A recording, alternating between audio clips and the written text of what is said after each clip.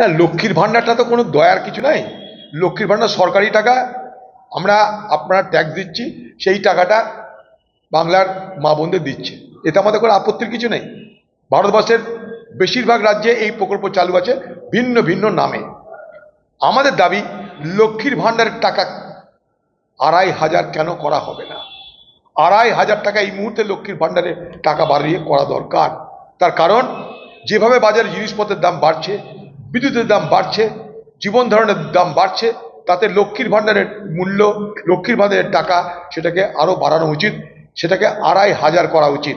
ঝাড়খণ্ডে আছে, তেলেঙ্গানায় আছে, কর্ণাটকে আছে, ভারতবর্ষের বিভিন্ন রাজ্যে আছে। কেন বাংলায় লক্ষ্মীর ভাণ্ডারের টাকা ১০০০-১২০০-এর মধ্যে সীমাবদ্ধ থাকবে? কেন ২৫০০ টাকা বাড়ানো হবে না?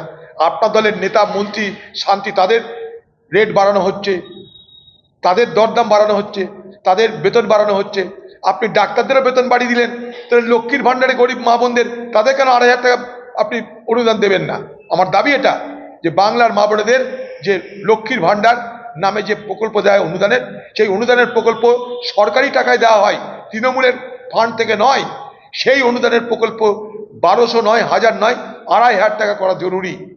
যদি ডাক্তাররা পেতে পারে, তা বাংলার গরিব মা বোনেরাও পাবে।